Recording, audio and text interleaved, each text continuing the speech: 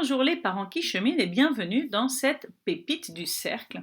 Hier soir dans notre séance du cercle des parents heureux, nous avons parlé d'écoute et d'accueil des émotions. En fait, on a plus que parlé, on a fait des exercices, c'est-à-dire des jeux de rôle dans lesquels on se mettait dans certaines situations et voir comment on mettait en pratique l'accueil et l'écoute et pouvoir analyser comment ça se passait quand il y avait l'écoute, quand il n'y avait pas de l'écoute, ce qu'on créait, ce que ça créait chez nos enfants et comment on pouvait avancer à partir de là. Et en particulier, la question s'est posée de, une fois qu'on a écouté nos enfants, comment on peut se positionner nous-mêmes avec nos propres points de vue quand on n'est pas d'accord avec eux. Et donc ma pépite, elle n'est pas vraiment sur l'écoute elle-même, mais plutôt sur le lien qu'il peut y avoir entre cette écoute qui est assez fondamentale dans l'éducation positive et le fait de bouger nos limites. Et ce lien-là, je trouve qu'il explique pourquoi certaines personnes pensent que l'éducation positive bascule vers une certaine permissivité. Pourquoi? Pour deux raisons.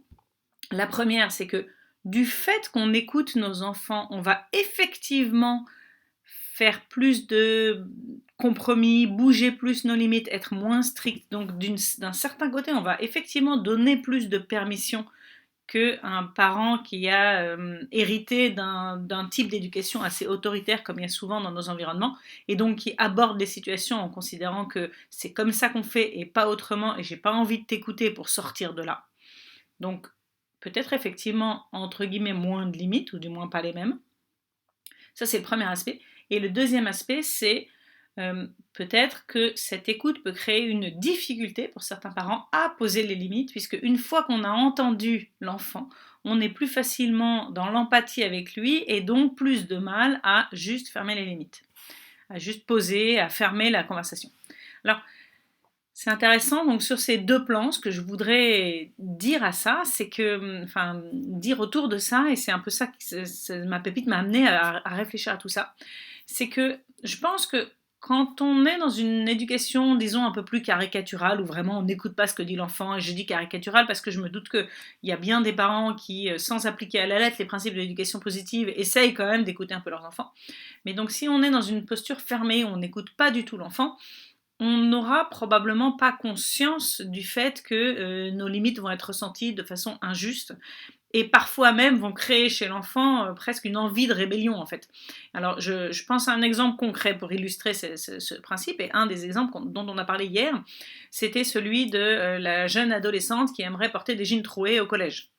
Donc, euh, quel que soit votre point de vue sur la question, on est dans le cas où, en l'occurrence, la maman n'a pas envie que sa fille porte des jeans troués à l'école, à tort ou à raison, en tout cas avec son système, ses croyances, ses valeurs, etc. Voilà la position de départ. Donc quand on s'ouvre à l'écoute, si on est dans une éducation très traditionnelle, on va dire non, en fait, on ne met pas de jeans troués à l'école, point, et je ne veux même pas en entendre parler.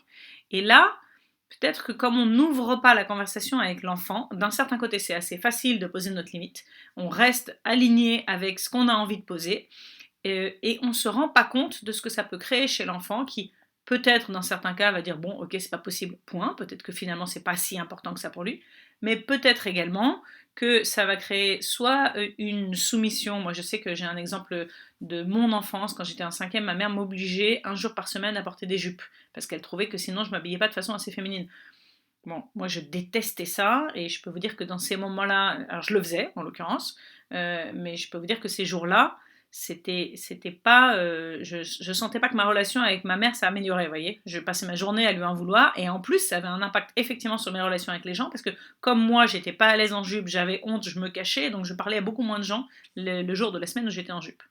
Donc on mesure pas tout ce qu'on peut créer en tant que parent. J'en veux pas à ma mère, elle a fait ce qu'elle pensait être bien à ce moment-là, mais on mesure pas tout ce qu'on peut créer en tant que parent. Donc ça c'est le côté soumission. Ça peut créer au contraire de la rébellion. Non mais en fait tu vas pas m'interdire, c'est moi qui choisis et donc je vais le faire dans ton dos. Alors, soit je vais le faire dans ton dos exprès parce que je veux te montrer que c'est pas toi qui décides pour moi. C'est arrivé exactement dans le cas des jeans troués avec une copine de ma fille. Je me souviens très bien, quand elle était en cinquième, elle avait une copine qui mettait son jean troué dans son sac pour se changer dans les toilettes du lycée. Donc voilà, ça peut être ça. Ou ça peut être qu'elle mette effectivement son jean dans son sac juste parce que en fait, c'est pas forcément un désir de rébellion, mais que pour elle, c'est vraiment important pour appartenir au groupe, etc. Voilà.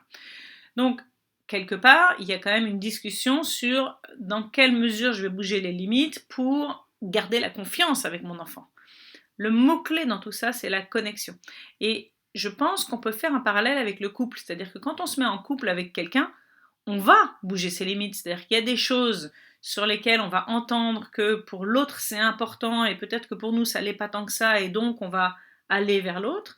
Il y en a d'autres sur lesquelles, et c'est là que j'en viens au deuxième point, il y en a d'autres sur lesquelles, même en écoutant l'autre et même en comprenant son point de vue, on ne va pas juste lui imposer notre point de vue, on va l'écouter et en même temps, pour nous, c'est tellement important qu'on va quand même garder notre propre limite. Et c'est là que c'est intéressant, parce que du coup, on arrive dans le deuxième cas, le cas des parents qui, en s'ouvrant à l'écoute, n'osent plus, entre guillemets, poser leurs limites, parce que du coup, ils se disent, oui, mais une fois que j'ai entendu à quel point c'était important pour mon enfant de porter des jeans troués à l'école, comment je vais réussir, moi, à pouvoir lui dire, non, c'est pas possible. Du coup, j'aurais tendance à lui dire oui, tout en pensant non, je suis pas alignée avec moi-même, j'ai du ressentiment, et là, on garde pas la connexion. Le mot d'ordre, encore une fois, c'est la connexion. Je veux être connectée à mon enfant, je vais l'écouter, et ça veut dire que effectivement parfois je vais bouger mes limites parce que je fais des compromis, parce que je le respecte, parce que je ne suis pas dans une relation où j'impose. Et comme dans mon couple, même s'il y a plus un rôle de guide entre le parent et l'enfant que dans le couple évidemment, ben, je vais trouver des façons de fonctionner ensemble. Les deux situations restent valables. Et donc dans le deuxième cas où je suis vraiment pas d'accord avec lui, je vais quand même garder cette connexion, c'est-à-dire que j'entends mon enfant et je lui dis ok, bah, je te remercie de m'avoir partagé tout ça parce que du coup je comprends mieux ce que tu vis. Et en même temps, j'utilise ce en même temps plutôt que ce mais parce que c'est une réalité, les deux points de vue cohabitent. En même temps, il faut que je t'explique comment moi je vis les choses. Moi, ce qui m'arrive quand je vois un enfant avec un jean troué, et là on raconte un peu ce qui se passe pour nous et pourquoi on n'a pas envie. Et donc, comment on fonctionne là-dedans. Alors, ça marchera pas à chaque fois, mais dans cet exemple, j'ai eu vécu ça avec ma fille, par exemple, à l'époque, quand elle était en cinquième. Et du coup, si elle s'était complètement accrochée à ce jean troué, que pour elle c'était très important au point que l'alternative ça aurait été qu'elle le cache dans son sac, peut-être que j'aurais fini par dire ok, porte des jeans troués, peut-être. Mais ce qui s'est passé, c'est que d'être dans cette connexion, ça m'a permis de voir ce qui était important pour elle et donc de voir si et de m'ouvrir à son point de vue et en même temps de communiquer le fait que moi je le voyais d'une autre façon et donc comment on pouvait fonctionner ensemble et du coup de lui dire est-ce que ce serait ok que les trous soient réservés au week-end par exemple et donc on a trouvé notre arrangement à nous, notre compromis à nous, voyez. Donc voilà, je trouve que c'est intéressant d'aborder les choses avec cette conscience-là, cette conscience que quand on se met à l'écoute de nos enfants, ça veut dire qu'on peut être prêt à bouger nos limites, mais pas forcément non plus. Voilà, ça m'intéresse de savoir comment vous vous positionnez par rapport à ça, comment ça résonne en vous. N'hésitez pas à commenter et puis on se retrouve la semaine prochaine pour la prochaine pépite du cercle. À bientôt!